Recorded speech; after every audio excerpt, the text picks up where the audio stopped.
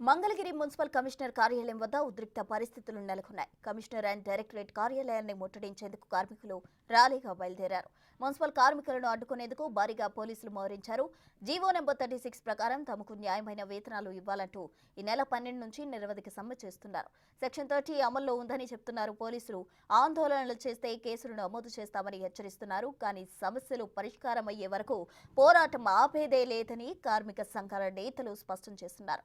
దీనికి సంబంధించి మరింత సమాచారం మా ప్రతినిధి నరసింహ అందిస్తారు. తమ న్యాయమైన డిమాండ్లను పరిష్కరించాలని డిమాండ్ చేస్తూ తాడేపల్లిలోని మున్సిపల్ కార్యాలయం ముట్టడికి మున్సిపల్ కార్మికుల ఎంప్లాయీస్ యూనియన్ పిలుపునిచ్చింది. ప్రస్తుతం చూడొచ్చు భారీ ఎత్తున ఇక్కడ ఎంప్లాయీస్ అంతా చేరుకున్నటువంటి పరిస్థితి. ఎందుకంటే 12వ తేదీ నుంచి వీళ్ళంతా కూడా సమ్మెలో ఉన్నారు. ప్రస్తుతం సమ్మెలో ఉన్న నేపథ్యంలో కూడా ముట్టడికి పెద్ద ఎత్తున ఇక్కడ తరలి వస్తుంది. ఈ నేపథ్యంలో పోలీసులు కూడా ఒకటే చెప్తున్నారు, అనుమతి లేదు, ఎట్టి పరిస్థితుల్లో మీరు ముట్టడి చేపట్టద్దంటూ కూడా చెబుతున్నటువంటి పరిస్థితి. ప్రస్తుతం మనతో మాట్లాడింది ఉమామేశ్వర. మొత్తం ఏం చెప్తారంటే పోలీసులు భారీగా మోహరించారు, ఈ ముట్టడికి సంబంధించి ఎటువంటి అనుమతులు లేవని చెప్తారు. పోలీసు వారు చెప్తున్నది ఇక్కడ ఎయిమ్స్ హాస్పిటల్ ఉంది, 30 సెక్షన్ అంటున్నారు. మేము కూడా చెప్పాము 30 సెక్షన్ ఉన్న ఎయిమ్స్ హాస్పిటల్ ఉన్న పక్కనే ఉన్నటువంటి సీకే ఫంక్షన్ హాల్ రోజు ట్రాఫిక్ జామ్ అవుతుంది. ఆ పైన ఒక అధికార పార్టీ ఆఫీస్ ఉంది, అక్కడ కూడా జామ్ అవుతుంది. కానీ మా కార్మికులు న్యాయమైన డిమాండ్లు అడగడానికి వచ్చాం. మేము ఆ డిఎంఏ ఆఫీస్ పక్కన పెద్ద గ్రౌండ్ ఉంది, 1000 మంది కూర్చోగలిగేది, అక్కడ కూర్చుంటామని చెప్పాం. కానీ వారు మాత్రం మాకు నిబంధనలు అంగీకరించు, పై అధికారుల నుంచి మాకు లేనిపోయిన ఇబ్బంది వస్తే మళ్ళీ కేసులు అవుతాయి, లేనిపోయిన రిస్క్ అవుతుంది అంటున్నారు. మేము కూడా సానుకూలంగా మా డిమాండ్లు పరిష్కరించాలని కోరుతున్నాం. మేము అధికారులు కోరాం, ఎవరొకరిని ఇక్కడ పంపించండి, మీరు ఏం చేయదలుచుకున్నారు చెప్పండి అని అడిగాం. రాత్రి మంత్రి గారు ఫోన్ చేశారు, స్వయంగా మంత్రి గారు ఫోన్ చేసి మేము సానుకూలంగా ఉన్నాం కదా, ఇక సమ్మె విరమించండి అన్నారు. మేము సానుకూలంగా ఉన్నామని మీరు చెప్తున్నారు సార్, మంచిదే.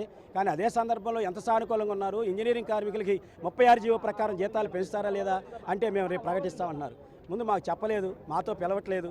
మీరే ప్రకటిస్తే మీరు ప్రకటించే జీతం మాకు సరిపోద్దో లేదో దాన్ని బట్టి మా స్పందన ఉంటుందని చెప్పాం. అట్లాగే ఇతర డిమాండ్స్ ఉన్నాయి. ఏడాది కాలంగా ఈ ప్రభుత్వాన్ని అడుగుతున్నాం. సమ్మెకాల ఒప్పందాలకు సంబంధించి రిటైర్మెంట్ బెనిఫిట్స్, అట్లాగే ఎక్స్గ్రేషియో, దాన సంస్కారాలకు సంబంధించినటువంటి ఆర్థిక సహాయం పెంపు, వీటికి జీవోలు ఇట్లా ఇవి ఈ హామీలు ఇచ్చి గత ప్రభుత్వం ఏడాదిన్నర అయింది, ఈ ప్రభుత్వం వచ్చి సంవత్సరం అవుతుంది.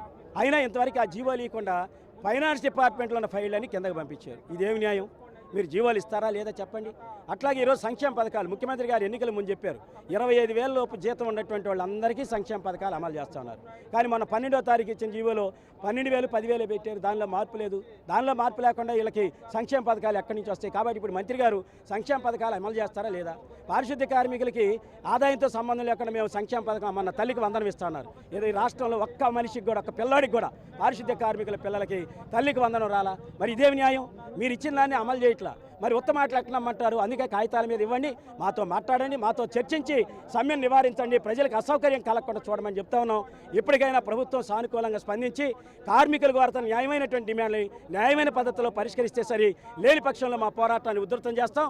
అవసరమైతే కలిసి వచ్చే సంఘాలను కలుపుకొని మరింతగా పోరాటాన్ని ముందుకు తీసుకెళ్లేదానికి అవసరమైతే తాడో పేడో దేనికైనా సిద్ధమవుతామని చెప్పేసి ఈ ప్రభుత్వాన్ని హెచ్చరిస్తా ఉన్నాం. మీ కార్యాచరణ ఏ విధంగా? ఇప్పటికీ దాదాపు మొన్న 12వ తారీఖు నుంచి సమ్మెలో కొనసాగుతున్నాం. ఏదేమైనా ప్రభుత్వం మొండిగా వ్యవహరిస్తుంది.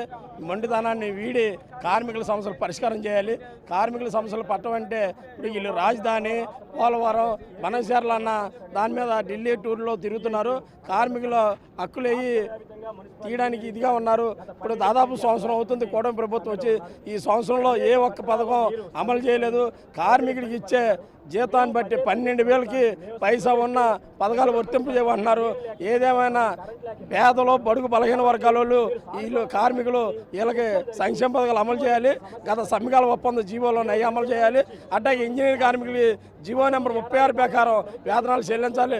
లేకపోతే రాబోయే కాలంలో కలిసి వచ్చే సంఘాలనే కలుపుకొని కార్మికులందరినీ కలుపుకొని పెద్ద ఎత్తున ఉద్యమం చేయడానికి మేము సిద్ధంగా ఉన్నామని కోరుతున్నాం.